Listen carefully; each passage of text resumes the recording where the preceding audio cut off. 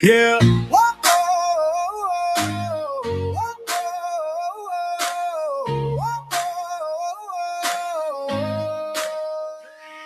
Uh, Early morning dew, the track is calling loud. Another sunrise mission standing. What's up, guys? Welcome to the Wisdom of Coaches podcast hosted by the Legacy Track Club. Coach Falting, how are you doing today? Man, just living the dream as always, celebrating the launch of my training book. And just kind of, yeah, there it is, Mileset right there. By Uh Ken Falting. by Kent Falting, edited by Adam Raybo and Connie Falting. It takes a village. Uh and available on Amazon. Absolutely. Yeah, let's dive off into that. Some of our listeners may not be aware this is not your first book. That's correct. So this is actually, uh, I guess, book number three and a half. Years and years and years ago, I did like a little activity with my runners where I had them complete the phrase, "If I only knew dot dot dot," about running. And I reached out to a bunch of former runners, and so learning how to self-publish. I took that little thing that they did and made it like a very small ebook called If I Only Knew, just so I could like figure this out. And the goal was that I wanted to write like a motivational novel. So I wrote a book called Motivated Runners Find a Way. That's a fictional story about a runner who kind of has to figure out like what it truly takes to be a successful runner and overcome some bad habits. And then a few years later, me and about 50 former athletes released a book called Cross the Finish Line to kind of help people kind of who are struggling emotionally and are runners kind of have like some input on how these runners dealt with stress and how they overcame that. So it's a bunch of collections of actual things that had happened. And then I've always been introduced by a local football coach here in town as the guy who wrote the book on running. And I always kind of laughed because it was like I wrote some books that had runners in it, but I didn't actually write a book about running. And I used that as motivation to write this book that's actually kind of a how-to book on how to train both your body and your mind to become an elite distance runner. So book number three and a half. Book number three and a half. Yeah. I believe I have the privilege of having all three of your books and have I think been a part of some of them in one way or another, helping out with different things. This was probably the most involved I've been in this one, and I gotta say this one was great. I'm working on a book now and something completely different, kind of a novel, but when it comes to training and training books and training knowledge and training theory, it's very hard to say things that like haven't already be said. And I'm sure that you probably came across that while you're writing this, where you're just like, man, like, what am I gonna say that like hasn't been said by, Mark Wetmore or Ed Eyestone or some of these, just major names. But I mean, you've had a storied, I don't want to say a storied career because it sounds like it's over. You're still in the midst of it, but I mean, you've been doing this for 20 years. So you definitely have, I'm sure, a litany of just great knowledge that you've built up over the course of that time. Yeah, so I mean the book it's a lot of anecdotal evidence. It's 21 years of coaching, a lot of trial and error. If you looked at the bookshelves that are all over my house, you'd find probably every like running book that's been published at least since I started coaching. I've tried really hard to track down some of the old books from before then, to look into those too as well. Um, but yeah, so it's trying to come up with like a fresh voice for things and for people to buy into it, is a little bit of a challenge, but I think there are definitely things in the book that are a little unique to like our program and what we do. And so I look at things, like how, we do multi-pace training and there's a group of people out there that are doing that, but it's a little bit newer to some people. And we don't do double threshold. I know that's all the rage these days. We kind of try to maximize it in two specific workouts a week, where we do something similar to double threshold, but in one big block. of the day instead of doing a tempo and coming back. I think that the way we weightlift is pretty unique to us, and there's a story in there about why we weightlift the way we weightlift now. I think some of the racing strategies that I give in there are probably completely unique to my train of thought. In fact, I preface that chapter with like, "Hey, don't be angry if this goes against everything you've ever thought of." But it's what works for us and has worked pretty well, and the book took a year to do, and it's amazing that when I started writing the book, I was referencing runners that I had that were running, in like the low 920s for 2 mile. And a year deeper into this training and everything that we've been doing since COVID, now we have a runner that's run 846 for 2 miles. So which hopefully legitimizes a little bit of what we're offering in the book. Yeah, absolutely. I really enjoyed, as you mentioned, I've edited it, so I've gotten to go through it and need to read it front to back just for pleasure and not for grammar and syntax and all that stuff. So, but one of the things I really enjoyed about it, and part of this was because I was there for a lot of this and got to experience some of it firsthand. But I think even if you weren't, you would maybe even enjoy it more. Was really like every chapter, everything that you're going in, you have a story behind it. And I know that you were mentioning some of the anecdotal stuff, but it's just great because it's just like, hey, here's this individual and this thing that happened to them and how they overcame it or how they handled it. And, it's kind of a who's who of runners that have run for you, and not just who's who of runners that have, come in and been, the world beaters. There's a lot of really good insights in there from runners that were just, I hate to say steady performers, but we're steady performers. We're not state champions. We're not, record breakers, but we're coming in and they're putting in 3 or 4 hard years of work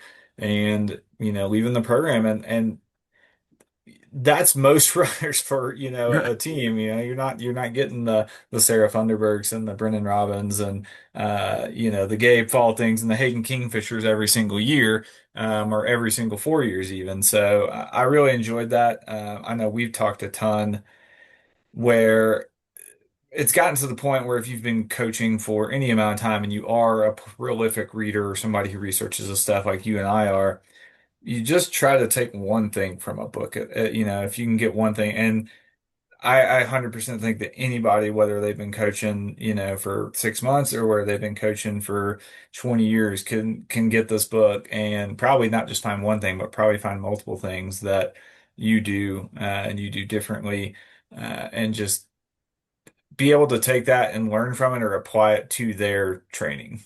Right. I agree. And that was a big part of this was like I didn't want to write a book that was just like a here's how you do this and just take my word for it kind of thing. So like I tried, every chapter has a story somewhere in it, whether it starts with it or it's somewhere in the middle of it. Even some of the parts where there's training plans, it was like, well, here, this is what happened, when this person was doing this training plan, or here's why we don't do this anymore, and that was something that I wanted to make sure that was relatable. And I wanted it to be something that if an athlete picked up the book and read it, or a coach picked up the book and read it, it could read well for both of them, and you're right. Like, yeah, we've coached like a lot of state champions and all Americans and stuff, at Parkway.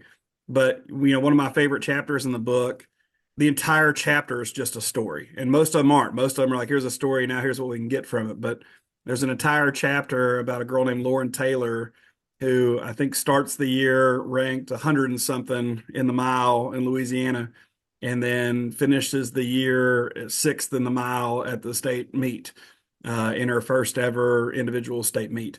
And it's cool to see like the talent was always there, but like the mind shift that she made to become somebody that was no longer happy being like the 100 and something runner, but wanting to be one of the ones that were at the top, and I laugh because this year we have a really elite boys team, we have a really young girls team, and yesterday I put out the schedule, and we've got two meets that we're going to where we're taking just the top boys to it, because it's going to be highly, highly competitive. And two of our top girls after practice yesterday, after I hit out the calendar, came up and was like, "Hey, is there any way that we could go to that meet that the boys are going to and maybe compete? Because we really want to go against, these elite runners. And I just started laughing because that's a chapter in the book.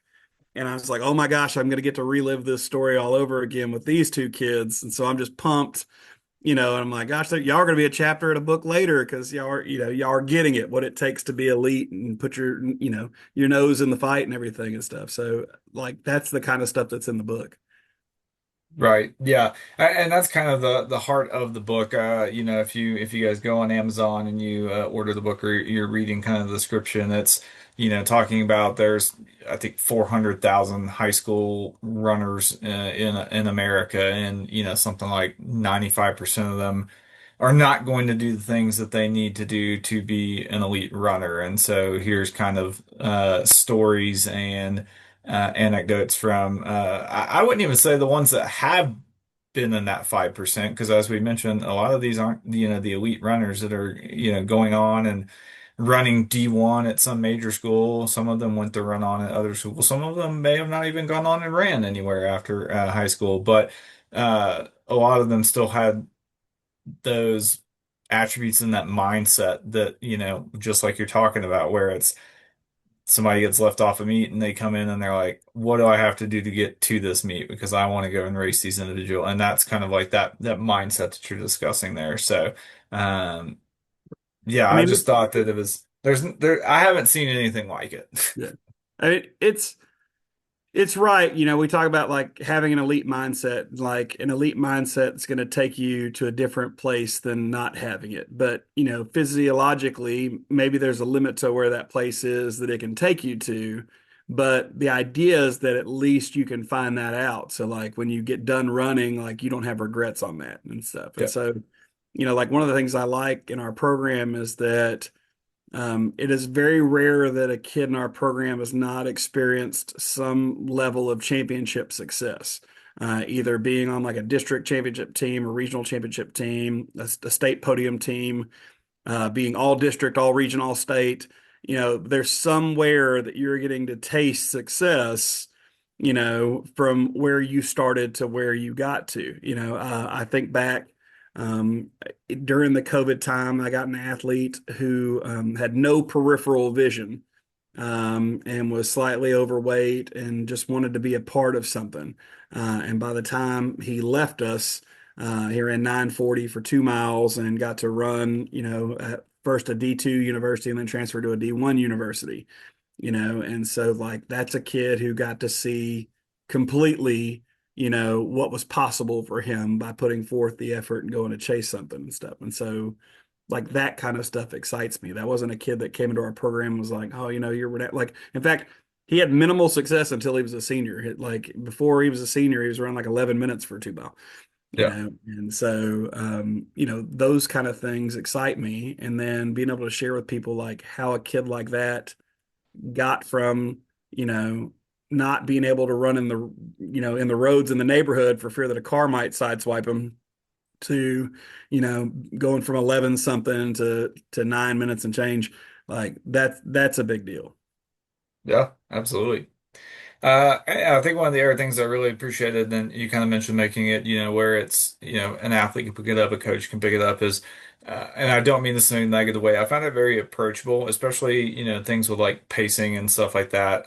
That's one of the things that you and I have chatted about, and we really appreciate, and when we're putting together running plans, I've got Jack Daniels running formula on the shelf behind me. I've got Brad Hudson, 5K to marathon on the shelf behind me, two or three others, and they go into acronyms, LT1, LT2, ATP, and it's enough to really make your head spin. And honestly, they're textbooks is what it comes down to. I mean, you're going in and you're reading science stuff, and there's a place for that, but at the same time, I want to know like what pace do I need to hit? And you're like, well, LT2 is like if you were gonna, go out and you were gonna run this and you want to keep your heart rate here and about the pace you could hold for an hour.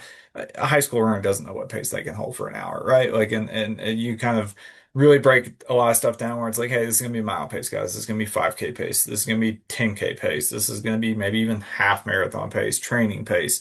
And so I think that was one of the other things that I really enjoyed. same kind of with the weightlifting. I think it's very easy to overcomplicate, when it comes to weightlifting and things like that. And I think that's one of the reasons a lot of people just don't do it is because, you mentioned at the beginning, you were just doing football weightlifting. We're gonna do 3 sets of 10, bench press, squat, deadlift, whatever. And after taking some time, you're like, this is probably not the best thing for distance runners. And it's not even the best thing for football players if we're gonna, just doing three Right. sets of 10. And so yeah, I think you've just kind of come in and figured out what's, I don't want to say the easiest, but what's the, kind of the minimum viable product, the least common denominator that we can do that's just like, hey, this is like, you don't have to go find a dictionary to figure out what this means. Like, this is what you need to do.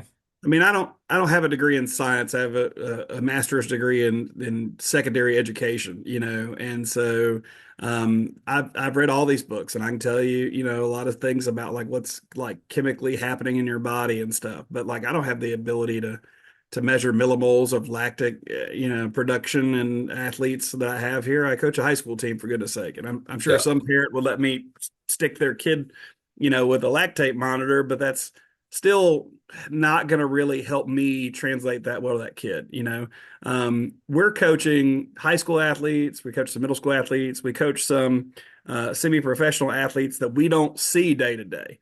And so coming up with a design that easily explains things to people that they can relate to is a big deal. And then I think the other thing is like when you're a high school athlete or a college athlete, you're not a professional yet. Like your balance of life is still, school, homework, girlfriends, boyfriends, dances, the stresses of Facebook and, and Instagram and everything. And so having a system where no matter how you feel that day, from the stresses of staying up all night studying, that you can still go run a tempo run and it still has the effect of being a tempo and it might be slower, than what a tempo run might be listed as in Daniel's running formula, I think allows people to continue to improve without chasing a magic number over and over and over again. Because I think that's where, people get in trouble a lot. I think the number one thing that matters when coaching high schoolers is avoiding reds, so actively recovering the right way and putting that into training. And so a kid who, was up all night studying comes back the next day to run and his heart rate is already really, really high. If he tries to hit the tempo pace he would hit if he was feeling amazing, he's going to end up going like into a way deeper workout. His body's going to feel like it's a race.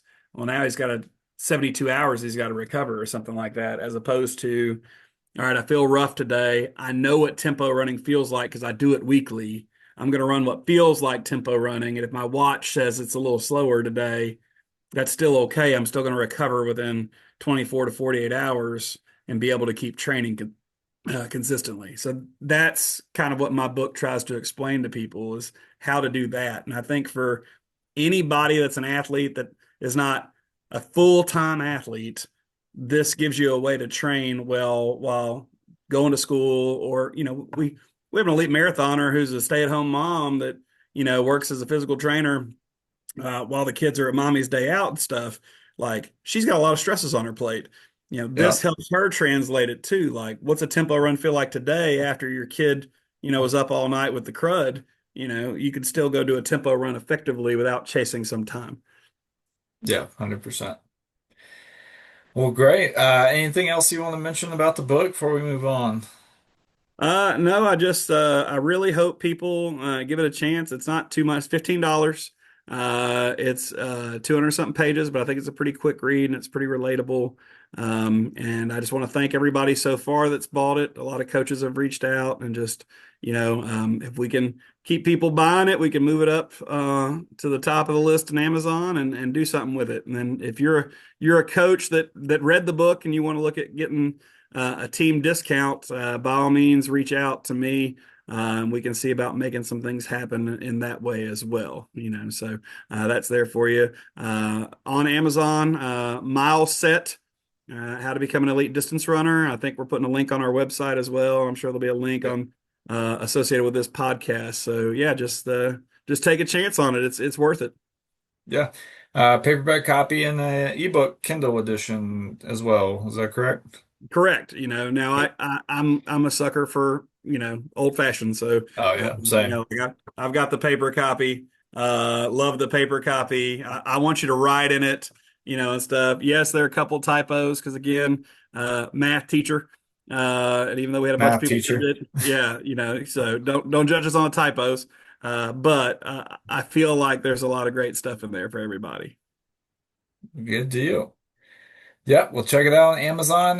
There will be a link in this YouTube video as well. And you can find it also on our social media. We have posted it, and it will be up on our website, legacytrackclub.com itself here shortly. So, yeah, let's jump over. We got about, I don't know, 10, 15 minutes left of time. So, we were discussing a little bit earlier. So, the Mid-State Mile, was that the correct name for this Correct. race? So if you've never been introduced to the Mid-State Mile, you got two options. You can actually read Mileset. There's a chapter in there about the Mid-State Mile, or you can watch one of my favorite documentaries. I don't think Raybo enjoys it as much as I do, but just period one period mile period.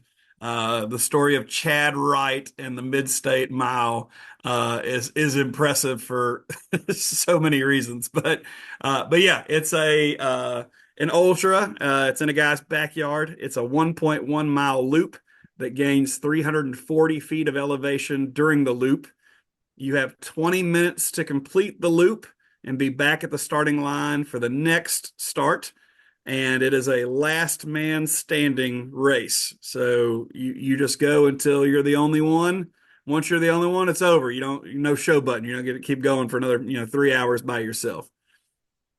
Yep, yep. Only other thing I can think, every 12 hours you get a 20-minute break. That's right. All Is of the 20 format minutes. for this. So very similar to kind of a backyard ultra. If people are familiar, we have some of these typical backyard ultra fashion is like 4.1 miles or something like that that you have to do every hour on the hour. And those I do not believe you get any kind of break on those, and just it's a last man standing type thing. And so.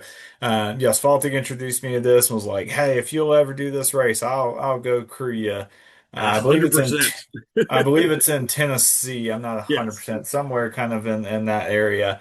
But yes, the documentary is very interesting. A lot of kind of storylines going on. The main one, Chad Wright, if you're not familiar, is a former Navy SEAL, and this kind of turned into an ultra runner. He also did the Cocodona 250, which I watched an ultra or a documentary where he did that one as well. A very intense individual when he's being interviewed or racing. And yeah, hats off, an incredible athlete. Not maybe necessarily my personality type when it comes to um, individuals, but to each their own. I can't hack it, but yeah, just took place. Harvey Lewis, I believe, was the winner this year. To come down to two individuals. I think last time I saw Harvey was posting frequently throughout. So, as Faulty mentioned, it's a mile loop. You have a wristband on, and you got to be in the chute to start the next lap every time it goes off. Other than that, you have a little they have a little tent row where people have their stuff set up and chairs and gels and food and everything that they can possibly imagine their crew. You can run it in 12 minutes and, take an 8-minute break. You can do it in 19:30 and walk straight back out onto the next loop. Kind of dealer's choice there. But Harvey is a well-known ultra runner, very, very storied career for him. And the last time I saw he'd posted they run like loop 119 or something like that, which I think may have been a record at the time. Yeah, What did you say they? he did over 160 miles on the course. When the last guy bailed out, you have to do one more lap. And again, 1.1 miles of this. With some tricky terrain. By the time he got done, I think they said it was over 36,000 feet Hmm. of elevation. So like he went up, Mount Everest a few Yep. times. Gain, Uh, gain and descent. just going 340 feet up and down every single loop. And it's, if you watch the movie, it like the 340 feet's like one part of the course. Like you just Yeah. get to climbing, and then get to going back down. And so, but it's impressive, that I mean, that's just so many marathons that you just put into that.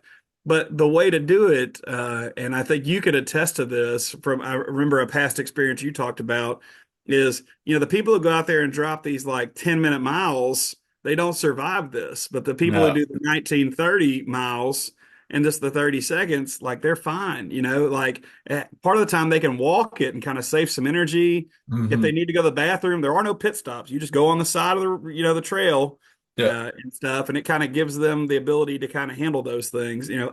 I think back, you had like a military like recruiting thing that you did or something like this where this happened as a Pacer test. the Pacer test. So I just remember you telling me they started it and like you were like, I'm just gonna walk. Yeah. You Yeah. I was out of college and it was a bunch of high school students basically in there who were I originally was going to go into the Air Force for a minute, and so we were doing this, and so he's like, the first time it's this long, and then it drops by like a second every time, and so it goes off, and it's like the length of a basketball court, and all these kids just take off sprinting, and I just start walking across, and they all get over on the other side, and they're just kind of staring at me like, what is he doing? And one of the instructors there made a comment, and I was like, "It's not a sprint, it's a marathon." And they kind of chuckled because they knew exactly what I was doing. And yeah, a few minutes later, everybody else was huffing and puffing and not making it, and I was just jogging.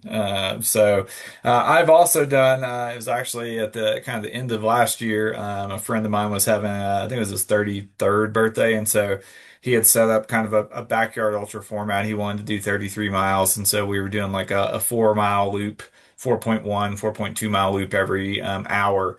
And so that was kind of my first foray into that. And I just treated it as a training run. I was getting ready for 100K at the time. And so we just set up in his garage and he had three different loops that we would go on. And a bunch of people would come out. So three of us, I think, ran the entire thing. And then other people came out and did anywhere from 4 miles, I think, to 20 or so. And we would typically wrap those up in about 40 minutes, and then you'd sit in this lawn chair, and then like you would like the first few times it was fine, you get back up and you go run. But by mile like 24, 28, like getting up out of that lawn chair, it was like, oh, this is not good. Like sitting down and like letting everything just kind of like tighten up is not the idea, not the plan here. So um yeah, it's a very interesting race. I actually have something not the same but similar coming up. So this year, instead of doing an actual 100-mile race, I'm doing a race here in town. It's a 24-hour race. So it's a point 0.8 mile loop. It is flat. It is dirt, but it just goes around the lake, Palmer Lake. It's a little suburb of Colorado Springs. And so they started at 8 a.m. and you go for 24 hours. And, if you finish 100 miles of the race, you get a belt buckle. I think the record's like 124 or something like that. So I've only covered 100 miles in 28 hours is my fastest. My goal is to, of course, get over 100 miles in this 24-hour period. However, last time I did 100 miles in 28 hours, I had to do like 15,000 feet of climbing and descending, and it was all above 10,000 feet. And this is about 7,000 feet, but it is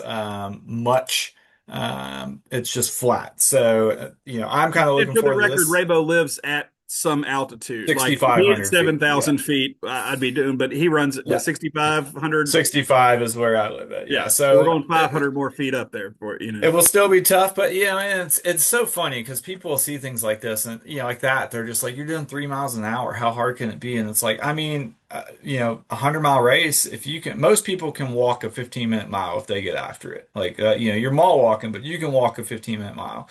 If you can do that and you can just string 100 of those together, you can finish 100 miles in 25 hours. right. Now, how many people finish 100 mile in 25 hours? Not that many people. It's a lot easier said than done. So this will be interesting. I'm kind of looking forward to it because, like I said, it's a less than a mile lap. I'll have a tent there. I'll have some friends popping in and out. You can have people run with you just kind of whenever. And so it'll be fun because like I won't have to have like a vest and all that stuff. Like I can literally like run by the tent, pick up a bottle, carry it with me a lap or two and drink some stuff, set it back down, grab, so it kind of takes a bunch of the logistics out of it. So that's one that I'm really looking forward to. But these are quite popular. There's another one that I really want to do that's it's in Georgia. And I can't remember exactly what it's called, but everyone brings $100 and it's 100 racers. And so there's a $10,000 pot.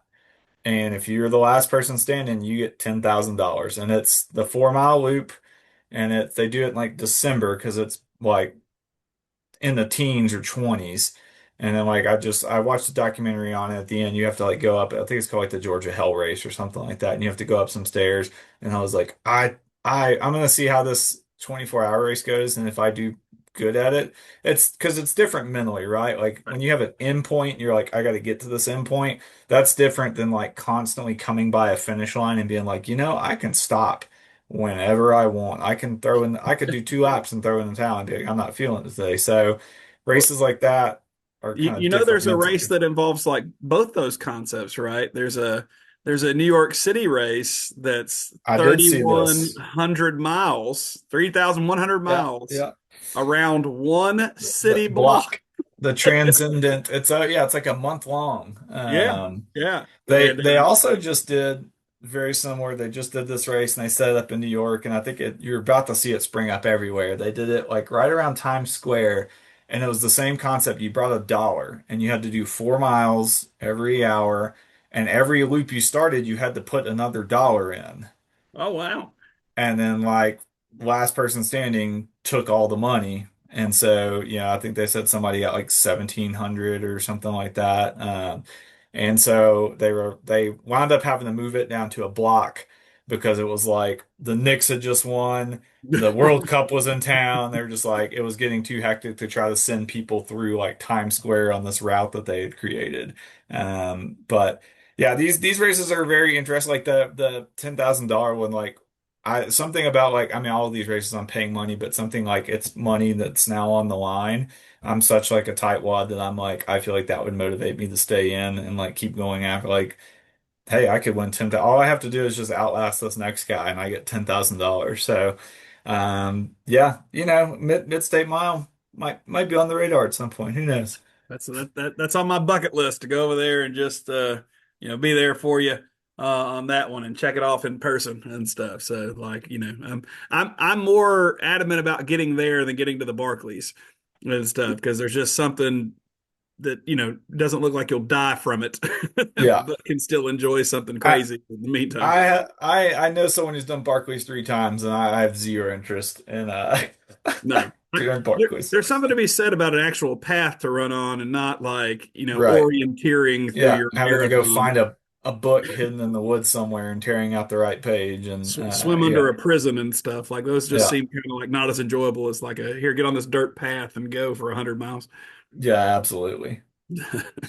Well, good deal. Well, we got a couple minutes left, so we'll be wrapping this up. Next week we'll probably have a live podcast. So I've Yeah. got Leadville Marathon Saturday, and then as soon as I get back in town, I'm hopping in the car and making the long drive down to North Louisiana, and we'll be staying with a friend for a few days and Falting for a few days, and get to go to practice and hang out, and then yeah, the old Firecracker 5K, which all of your runners do every year, and so we'll You're going to see if we be can. quote unquote sleeping with the enemy here. You're going to be in the same house as the kid that we're betting against here. Like, That's it.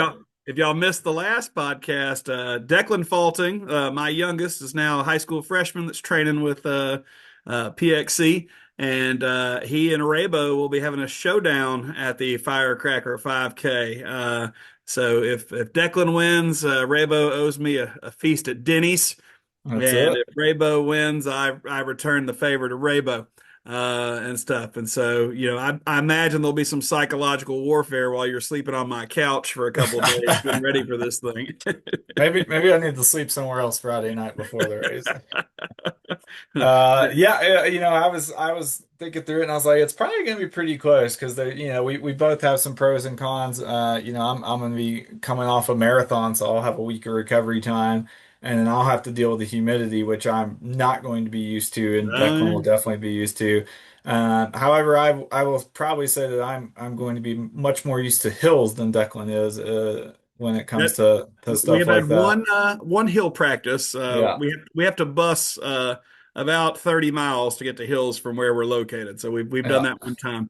But I will say, he did a 3 mile tempo run right around 7:05 pace Okay. yesterday in prep for it. So like he's getting ready. He's excited, and All that's right. a kid that 2 years ago was, a 9:40 miler and stuff. Yeah. So Yeah, I think he ran like 29 minutes last year at Firecracker 5K. yeah. So it'll be if nothing else excited to see what he does out there. I'm planning on running my own race and hope he runs his own race so that we don't have any shenanigans, because if he runs my race, I'm going to do like I used to do the high school kids and just go out really really hard and then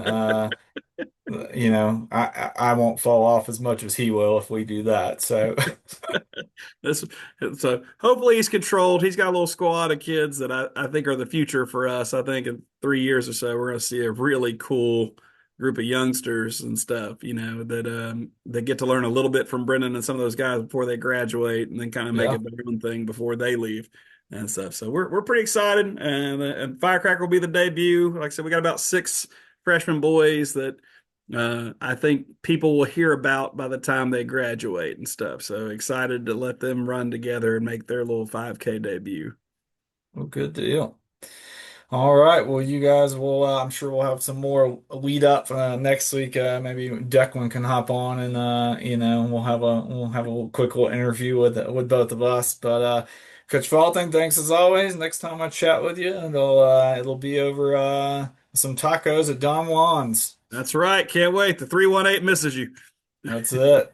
All right, everybody. Well, if you haven't already, please check out Mileset on Amazon or go to our social media. We should have links to it, and then check out the Legacy Track Club on YouTube, Spotify. Well, Wisdom of Coaches on YouTube and Spotify, and then the Legacy Track Club on Facebook and Instagram, and legacytrackclub.com. We will catch you guys next time. With nothing Peace. left to hide, laces tied up tight, the rhythm starts to flow. Hear the heartbeat drumming, watch our dedication grow. Oh, legacy, legacy, running through the night, chasing down the sunrise, fading golden light.